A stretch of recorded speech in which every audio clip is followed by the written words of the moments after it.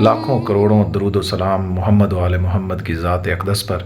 अस्सलाम वालेकुम, मैं हूँ शफ़क़त बुखारी और आपकी खिदमत में अरबाइन 2024 का सफ़र पेश कर रहा हूँ। जिस वक्त हम अलीपुर से रवाना हुए तो उस वक्त बहुत शदीद बारिश थी। ये 2024 का अरबाइन था जिसमें हमारा ईरान और इराक़ का सफ़र था। वक्त बहुत महदूद था और बारिश के बायस काफ़ी मसाइल का सामना भी करना पड़ा, लेकिन अल्हम्दुलिल्लाह सफ़र इश्क था। इस इश्क के ज़ोर पे और अल्लाह ताला की करम नवाज़ी पे मोहम्मद वाले मोहम्मद की दुआओं के तुफ़ैल हम बखैरियत वहाँ पे पहुँच गए। और ये सफ़र जो है स्टेप बाय स्टेप आप तक हम पहुँचा रहे हैं, क्योंकि वीडियोस काफ़ी तवील हैं तो इनको छोटे छोटे हिस्सों में तकसीम कर दिया है। तो आप देखते रहिए शफ़क़त बुखारी ऑफ़िशियल चैनल को और सब्सक्राइब भी कीजिएगा, और इंशाअल्लाह आने वाले वक्त में बहुत अच्छी अच्छी वीडियोज़ यहाँ से आपको देखने को भी मिलेंगी। अस्सलाम वालेकुम। ये इस वक्त कारवान सिरात करबला तैयार हो चुका। अरबाइन 2024 के लिए हम इस वक्त सीतपुर से रवाना हो रहे हैं और 2 बसेज़ हैं और 100 के करीब जो हैं वो टोटल सवार हैं। इस सफ़र में हमें काफ़ी मुश्किलात का सामना करना पड़ा, लेकिन हम रवान दवा रहे, चलते रहे, आहिस्ता आहिस्ता ये सफ़र जारी रहा। जब हम रवाना हुए तो रास्ते में इतना पानी था, बसों के जो सामान रखने के कंपार्टमेंट्स हैं उनके अंदर पानी घुस चुका था। और जब हमने वहाँ जाके नजफ़ अशरफ इराक़ में अपने सामान बाहर निकाले तो उनमें से काफ़ी सारे बैग्स जो थे वो गीले हो चुके थे। बारिश बहुत तेज़ थी। जब हम रास्ते में थे तो सुनने में आया कि तफ्तान की तरफ जाने वाला रास्ता बारिश की शिद्दत के बाइस ब्लॉक हो गया है, पानी बहुत ज़्यादा हो गया है और रास्ते में कोई पुल है जो बह गया है, जिसकी वजह से ये है कि अब तफ्तान वाले जो काफ़िले हैं वो तफ्तान की तरफ नहीं जाएंगे बल्कि वो रिमदान बॉर्डर से जाएंगे। हम पहले ही फ़ैसला कर चुके थे कि रिमदान बॉर्डर से जाएंगे और अपने इस फ़ैसले पे हम कारबंद रहे, चलते रहे।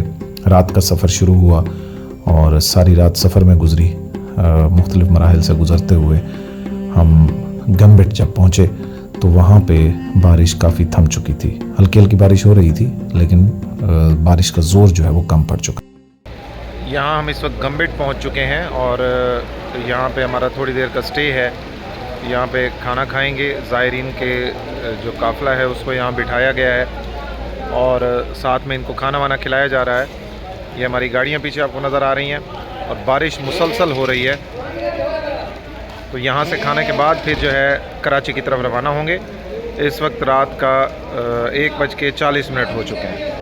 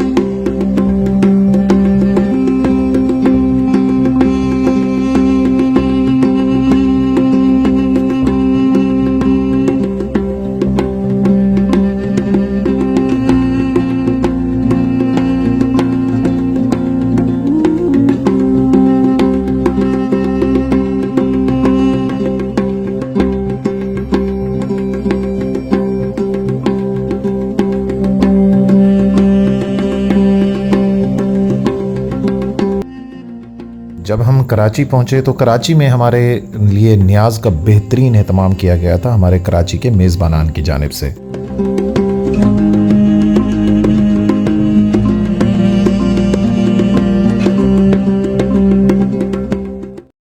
इस वक्त तमाम ज़ायरीन जो है वो वेट कर रहे हैं और हम इस वक्त कराची पहुंच चुके हैं। अभी लंगर जो है बड़ा शानदार किस्म का लंगर कराची में हुआ है। नियाज़ का एहतमाम था यहाँ पे और ज़ायरीन की बहुत खिदमत की गई है यहाँ। और अभी थोड़ी देर में जो है रमज़ान बॉर्डर की जानिब रवानगी है।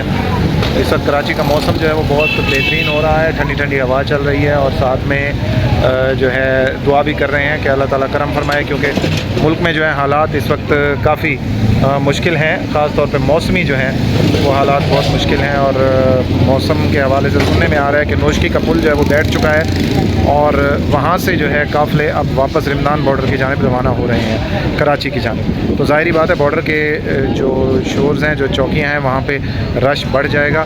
तो दुआ है कि अल्लाह ताला खैर खैरियत से सबको पहुँचाए। कराची से भी थोड़ी देर में रवानगी है। ये हमारे सामने बसेस मौजूद हैं और दोस्त हमारे जितने भी हैं ये सारे येलो कैब्स में जो है ये हमारा काफ़िला मौजूद है। व्यूअर्स, कराची से हम आगे बढ़े। रोशनियों के शहर कराची की गहमा गहमी को छोड़कर अब हम बलूचिस्तान की तरफ निकल पड़े थे और यहाँ ये बिल्कुल ही अलग किस्म की दुनिया है। जब हम हब पहुँचे तो रात का काफ़ी वक्त गुजर चुका था।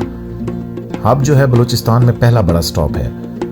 हब बलूचिस्तान का दाखिली दरवाज़ा भी कहलाता है और यहाँ से शुरू होता है वो खालिस और कुदरती हुस्न जो आपको पूरे रास्ते में देखने को मिल सकता है अगर आप ये सफ़र दिन में करें तो। हब से आगे जो पहला शहर है वो वड है। रास्ते में पहाड़ों की खूबसूरती और रास्ते का सन्नाटा जो है वो वाकई दिल को सुकून देता है। यहाँ आपको रिवायती बलूचिस्तानी कल्चर की झलक भी मिलती है, जैसे चाय के छोटे होटल और वहाँ के मेहमान नवाज लोग। इसके बाद खुजदार शहर है और हम खुजदार शहर के पास से गुजरे और ये एक बड़ा और अहम शहर है। यहाँ अगर कुछ देर रुक कर सस्ता लिया जाए तो आगे का सफ़र अच्छा हो सकता है, लेकिन क्योंकि हमारे पास वक्त कम था लिहाजा हम मुस्तकिल चलते रहे। यहाँ आपको खुजदार में मार्केट्स और रेस्टोरेंट्स भी मिल जाते हैं जहाँ से आप ताज़ा खाने का लुत्फ़ उठा सकते हैं। खुजदार से आगे जो शहर हमें मिला वो सोराब था और रास्ता पहाड़ी है और दरख्तों और चट्टानों का बड़ा खूबसूरत इम्तजाज देखने को मिलता है। लेकिन अगर दिन हो तो बात वही आ जाती है, रात के टाइम में आप इस सफ़र को एंजॉय इतना नहीं कर सकते। अगर आप सोराब जाएं तो चंद लम्हात वहाँ ज़रूर गुजारें, वहाँ चाय वाय पिएँ, फ्रेश हों और फिर आगे बढ़ें। इसके बाद कलात का शहर आया जो बलूचिस्तान का एक और ख़ूबसूरत शहर है। कलात की ख़ास बात यहाँ की बुलंद पहाड़ियाँ हैं। यहाँ का मौसम भी सर्द होता है जो सफ़र को मज़ीद यादगार बना देता है। इसके बाद पंजगोर का शहर आया।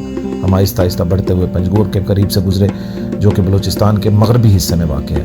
पंजगोर में सहराई रास्ता शुरू हो जाता है और ये मकाम हमें ईरान के करीब तर लाता जा रहा था।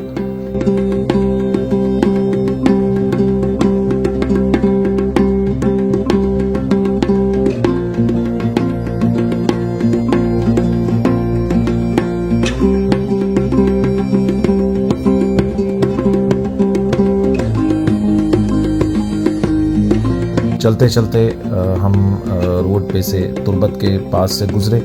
वहाँ से हमें गवादर का रास्ता पकड़ना था, लेकिन अगर आप तुर्बत वाली साइड पे जाएं तो यहाँ के लोगों की मेहमान नवाजी वाकई दिल को खुश कर देती है। सुनने में यही आया है कि यहाँ आपको सकाफ़त भी बहुत अच्छी देखने को मिलती है और बलोच कौम बहुत मेहमान नवाज भी है, आपकी मेहमान नवाज भी बहुत अच्छी करते हैं। अगर आपके पास वक्त हो और आप ईरान जाने के लिए जब निकलें, यहाँ से गुजरें, तो आप यहाँ कुछ देर ठहर के मकामी दस्तकारी और रिवायती खानों का मज़ा ले सकते हैं। और अब हमारा रुख था साहिली रास्ते से गवादर की तरफ। गवादर की साहिली खूबसूरती सुना है कि नीला समंदर और पहाड़ों का मिलाप आंखों को खीरा कर देता है, देखने वाला होता है। लेकिन क्योंकि वक्त हमारे पास नहीं था हम उस साइड पे जा नहीं सके। सिटी की तरफ हमें जाने भी नहीं दिया गया और हमें कहा गया कि बाहरी बार से आप रमदान की जानिब जाएं।